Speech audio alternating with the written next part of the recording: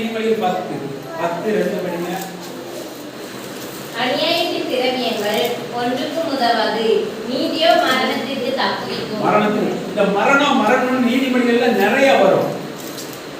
மரணத்துக்கு தப்புவிக்கும், ஞானமுள்ள போதகம் மரணத்துக்கு தப்புவிக்கும், மரண கண்ணிலிருந்து விடுவிக்கும். அப்போ அதை ஜெயிப்பதற்கு நமக்கு இந்த பூமியில வசனம் இருக்குது. ஹல்லேலூயா. மரணத்தை ஜெயிப்பதற்கு நமக்கு இங்க இருக்குது. இதை குடித்து கொண்டவர்கள் ஜெயிப்பார்கள். இந்த வசனம் அதாவது யாருமே உங்களுக்கு சொல்லட்டுங்க, ஊழியக்காரங்களே உங்களுக்கு சொல்லட்டும், டாக்டர் சொல்லட்டும், எப்படிப்பட்டவங்க சொல்லட்டும், நீங்கள் இந்த வசனத்தை குடித்து கொண்டு நீங்கள் உறுதியா இருப்பீங்கன்னா அந்த அவங்க சொல்றது எதுவுமே நடக்காது. ஹல்லேலூயா. ஏன்னா இதுதான் ஜெயிக்கும். இங்க எழுதப்பட்டதுதான் ஜெயிக்கும். ஆமென். இங்க எழுதப்பட்டபடிதான் இந்த பூமி முழுவதும் நடந்து கொண்டிருக்கிறது. இதுவரைக்கும் இந்த பூமி முழுவதும் நடந்து கொண்டிருக்கிறது. இங்க எழுதப்பட்டதுதான். ஏதோ நடந்து கொண்டிருக்கிறத பார்த்துட்டு எழுதல. இந்த தோற்றம் உள்ள பூமி உருவாகும் முன்பாகவே இங்க எல்லாம் நம்மளை எல்லாம் குறித்து எழுதி இருக்கிறார். எல்லாம் நம்மளை குறிச்செல்லாம் திட்டங்கள் உருவாக்கப்பட்டிருக்கிறது. ஹல்லேலூயா. ஆமென். நீங்க எபேசியர் 1 நீங்க படிக்கிற பூமி உருவாகும் முன்பாகவே கிறிஸ்துவுக்குள்ளாக நம்மளை அவர் முன்குறித்திருக்கிறார். உருவாகும் முன்பாகவே முன்குறித்திருக்கிறார். ஏதோ யதார்த்தமா நடப்பது அல்ல. ஆமென். ஆமென். அப்ப இந்த நீதியில மரணத்திலிருந்து நீங்கள் தப்புவிக்கப்படுவீர்கள். அப்போ மரணத்துக்கு உண்டான எதுவா இருந்தாலும் நீங்கள் அதை எதிர்த்து நிற்க வேண்டும் என்று நான் சொல்லுகிறேன். நீங்கள் மரணத்துக்கு உண்டான எதுவாக இருந்தாலும், ஒருவேளை உங்களுக்கு ஆத்துமா உயிர்ப்பிக்காம கிடக்குமானால் நீங்கள் விசுவாசிங்க, அவருடைய ஜீவன் எனக்கு தந்திருக்கிறார். நீங்க விசுவாசிங்க. நீங்கள் இன்னும் ஏற்றுக்கொள்ளாம இருப்பீங்கன்னா இன்னைக்கு விசுவாசிங்க. அந்த ஆத்துமாவை உயிர்ப்பிக்க வல்லமை உள்ளவர். ஆத்துமா மட்டுமில்ல, உங்கள் மரணத்துக்கு உங்களை தப்புவிக்க வல்லமை உள்ளவராக இருக்கிறார். ஹல்லேலூயா.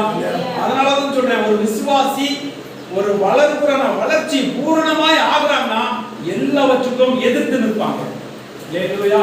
உலகத்துண்டான என்னதெல்லாம் உலகத்துக்குரியதுல இருக்கிறதோ அதுக்கு எல்லாம் எதிர்த்து நிற்பார்கள். மரணம் மனுஷனால் உண்டாக்கப்பட்டது. ஹல்லேலூயா. மனுஷன் அவன் பாவம் செய்தவனால் அதனால் உண்டாக்கப்பட்டது. இன்னைக்கு நீங்கள் பாவத்துக்கு நீங்களாக்கி விடுதலையாக்கப்பட்டிருக்கிறீர்கள். பாவத்துக்கு மரித்து நீதிக்கு பிழைக்கும்படி அவர் தாமே அவருடைய சரீரத்தில் நம்முடைய பாவங்களை சுமந்து தீர்த்தார். எதற்காக தீர்த்தாரு? நம்ம பாவத்துக்கு மரித்து நீதிக்கு பிழைக்கும்படி. இன்னைக்கு நீங்க பாவத்திலே இருக்கீங்க, மரணத்துக்கு பயப்படுறதுக்கு. இன்னைக்கு நீங்க பாவத்துக்கு மரித்து நீதிக்கு பிழைச்சிருக்கீங்க. எதனால் நீங்க பிழைச்சிருக்கீங்க? அவர் அவருடைய சரீரத்தில் நம்முடைய பாவங்களை சுமந்து தீர்த்தார். ஆனபடினால் நீங்கள் பிழைத்திருக்கிறீர்கள். எதுக்கு? நீதிக்கு பிழைச்சிருக்கீங்க. உங்களுக்குள்ள நீதியின் விருட்சங்கள் செயல்படும். உங்களுக்கு நீதியின் விருட்சங்கள் செயல்படும். அதன் முடிவு மரணம் அல்ல, அதன் முடிவு நித்திய ஜீவன். எப்படி ஒரு பாவத்துக்கு முடிவு மரணமோ அதே போல் நீதிக்கு முடிவு நித்திய ஜீவன். ஹல்லேலூயா. அதுக்காக இயேசு கிறிஸ்து நமக்கு தந்திருக்கிறார். அதற்காக இயேசு கிறிஸ்து பூமியில நமக்காக மரித்தார். இன்னைக்கு அதை நாம் பிடித்திருக்கிறபடினா தேவனுடைய பார்வையிலே நீதியாக இருக்கிறது. அதை நாம் விசுவாசிக்கிறபடினா தேவனுடைய பார்வையிலே அந்த நீதியை நாம் தரித்திருக்கிறபடினால் நாம் அசைக்கப்படுவதில்லை. நாம் சொந்த நீதியை பிடித்துக் கொண்டிருக்கிறது அல்ல. சொந்த நீதியில் உள்ள மனுஷன் மரிச்சு விட்டேன். நான் சொந்த மாம்சத்துல உள்ள மனுஷனை மரிச்சிட்டேன். இப்ப என்கிட்ட மாம்சத்துல உள்ள நீதி கிடையாது, மாம்சத்துல உள்ள பக்தி கிடையாது. எனக்குள்ள இருக்கிறதோ தேவனுடைய நீதி, தேவனுடைய பக்தி, தேவனுடைய பரிசுத்தம். எதுவுமே என்னுடையது அல்ல. நான் அவரோடு கூட மரித்துட்டேன். இப்ப அவருடைய ஆவினால் நான் பிழைத்திருக்கிறேன். ஹல்லேலூயா. உங்களுக்கு அதை விசுவாசி, அப்படி உங்களை எண்ணிக்கொள்ளுங்கள். நீங்கள் மரிக்காத வரைக்கும், மாம்சத்தில் நீங்கள் மரிக்காத வரைக்கும் ஆவியில பிழைக்க முடியாது. நீங்க மாம்சத்துக்குரியதுக்கு மரிக்காம ஆவில நீங்க என்ன செஞ்சது பிழைக்க முடியாது. அப்ப மாம்சத்துல நீங்க மரிக்கணும்னா எதை நம்பணும்? நான் பாவத்துக்கு மரிச்சு நீதிக்கு பிழைக்கும்படி அவர் எனக்காக என் பாவத்தை அவருடைய சரீரத்துல சுமந்து தீர்த்திருக்கிறார். 1 பேருக்குள்ள 2 வசனம் சொல்லுது. ஹல்லேலூயா. அவருடைய தழும்புகளால் நீங்கள் சுகமாகிறீர்கள். சுகமாகிறீர்கள். ஹல்லேலூயா. சுகமாகும்படி முயற்சி பண்ணுங்கள் அப்படி சொல்லல. அப்படியே தழும்புகளால் நீங்கள் சுகமாவதற்கு முயற்சி பண்ணுங்கள் அப்படி சொல்லல. சுகமாகிறீர்கள். ஹல்லேலூயா. அப்ப சுகமாகிறீர்கள்னா சுகமாகிறோம். ஆமென். ஒரு வியாதியில நான் ஒரு தழும்புகளால் சுகமாயிருக்கிறேன் நீ எழுதி இருக்கிறது. அப்படி தழும்புகளால் நான் சுகமாயிருக்கிறேன். 2000 வருஷத்துக்கு முன்பாக இந்த வியாதிக்காக ஒரு விளக்கரை இயேசு சிலுவையிலே செய்திருக்கிறார். அதனால் நான் சுகமா இருக்கிறேன்னு நீங்க சொல்லுங்க. உங்க வியாதியை பார்த்தீங்கன்னா அப்படி எதிர்த்து நில்லுங்க. வியாதிகளை எதிர்த்து நில்லுங்க. உலகத்துக்குரியதுக்கு நீங்க எதிர்த்து நில்லுங்க.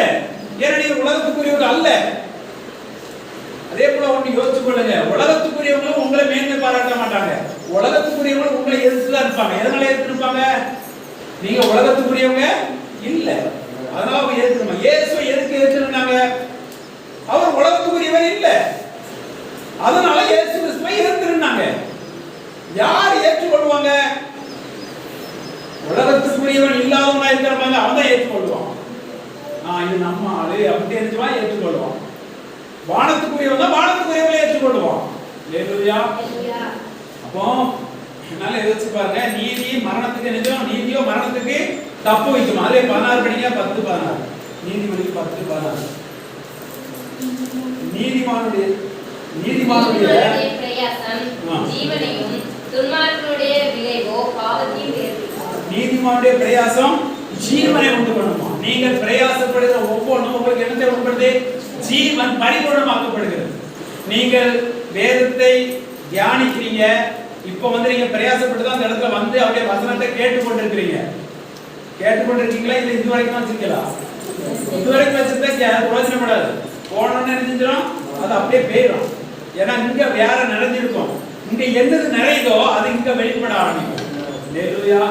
இங்க ஆவின் வார்த்தை நிறைந்து வைங்க. இந்த ஆவின் ஊற்று உங்களுக்கு என்ன செஞ்சிடும்? உங்களை நிறைச்சி வெளிப்பட்டுட்டே இருக்கும். இந்த உலகத்தின் ஊற்றை நிறைச்சி வச்சிருக்கேன் வைங்க.